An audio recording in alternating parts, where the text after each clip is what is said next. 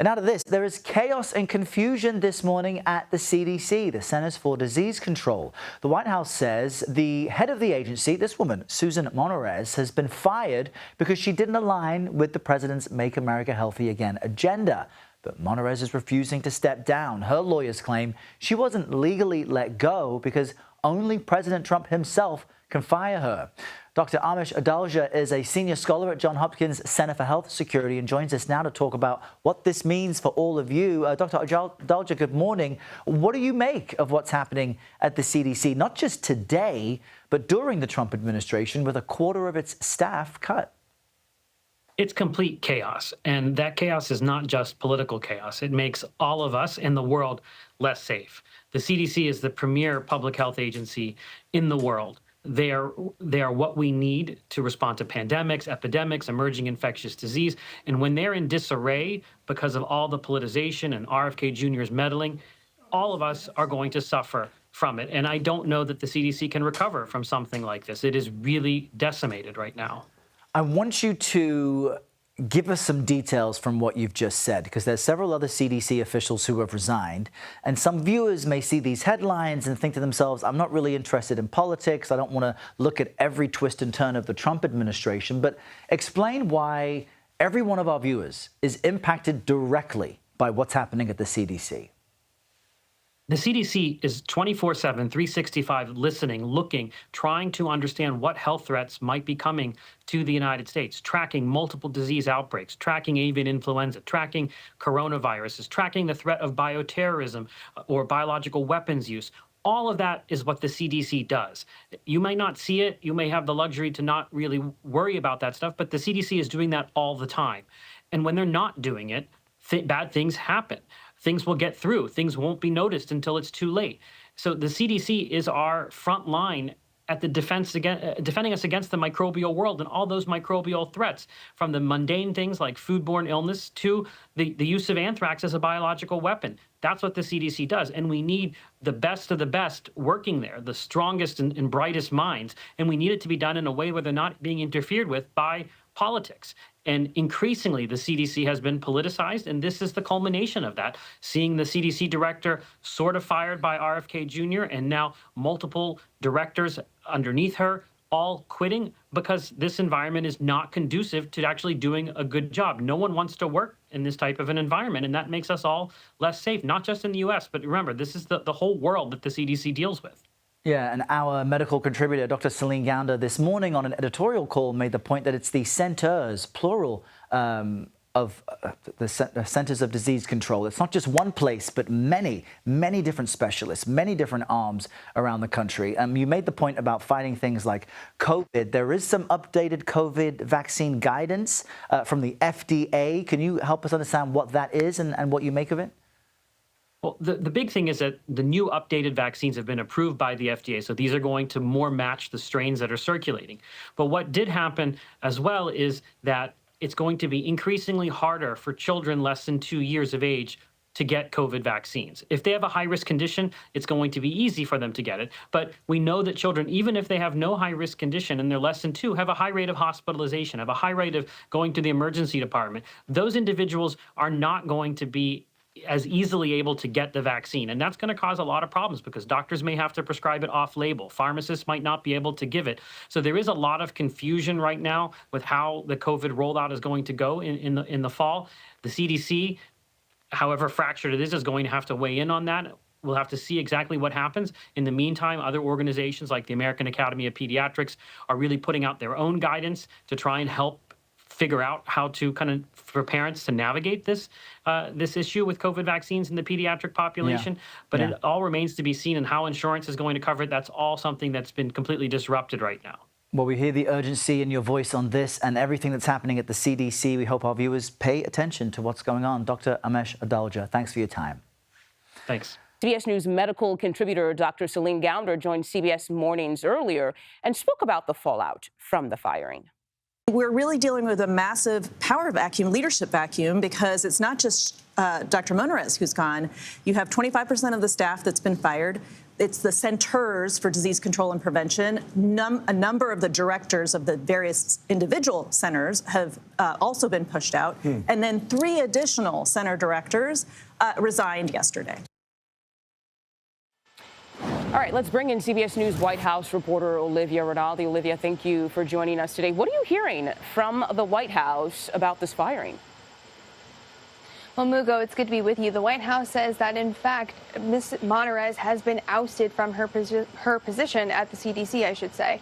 Yesterday, we had heard from HHS, who said that she was let go. She was ousted from that role. And then we heard from her lawyers that say, no, in fact, she has not been ousted, and that the only person who can fire her is the White House, and she refuses to resign. Now, as a result, we just got this statement in from the White House, from Kush Desai, a White House spokesperson, who said Susan Monarez is not aligned with the president's agenda of making America healthy again. Since Susan Monarez refused to resign, despite informing HHS leadership of her intent to do so, the White House has terminated her from her position with the CDC. Now, as you mentioned, she was in this role for just about a month, 27 days, and this is a role that you have to be confirmed in. So she was confirmed by the Senate on largely party lines, but it was put forth by the White House. And we have some reporting that allegedly she had clashed with Secretary Kennedy, who leads the Department of Health and Human Services, over COVID vaccines. We've seen a lot of action on that in recent days, where Secretary Kennedy has pulled back some of that authorization for COVID vaccines that were approved back in 2020 during the height of the pandemic.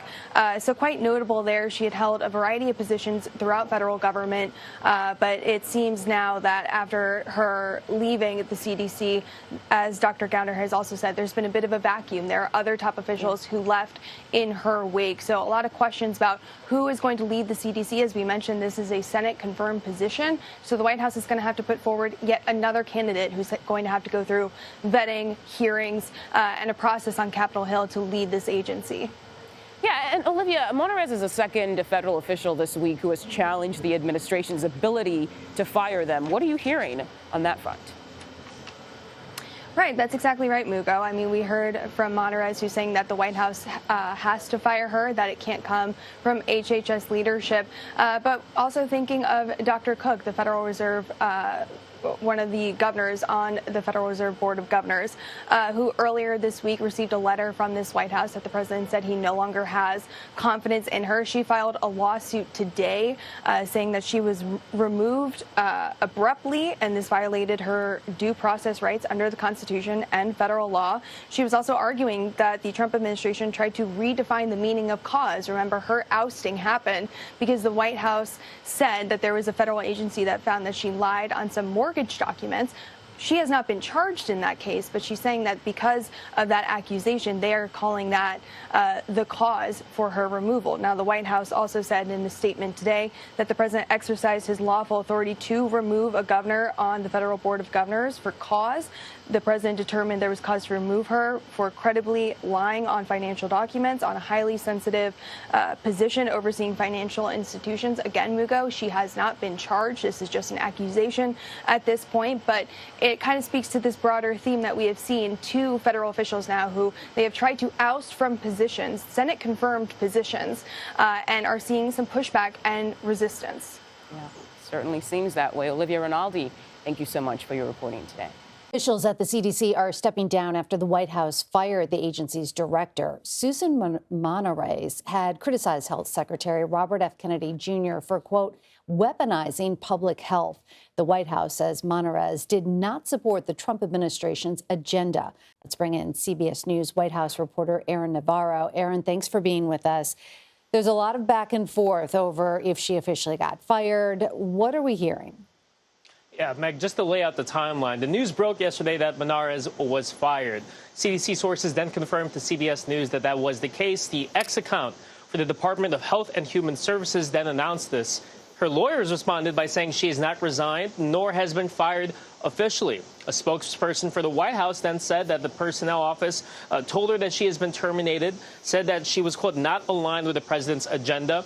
Her lawyers responded by saying because she is a presidential appointee, she has not gotten any direct contact from President Trump, and that is the only way that she can be officially fired.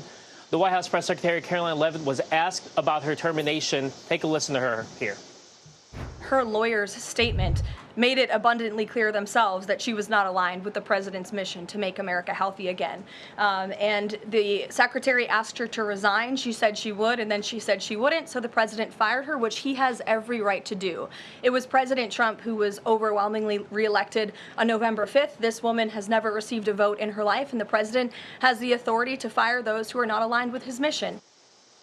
We've learned that Monarez and Secretary Kennedy have had disagreements over COVID vaccines, and that the administration stopped her from publishing an op-ed about the shooting at the CDC headquarters just earlier this month.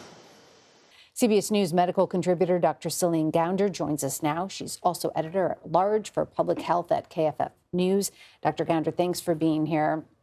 Talk to me a little bit about how will these departures affect the way the agency is run? So heading into this week, we'd already had tremendous cuts sustained by the CDC. So as you remember, April 1st, there was a 25% cut to their budget, to their staffing. That included many of the directors of the centers. So the Centers for Disease Control and Prevention, there are multiple centers within that.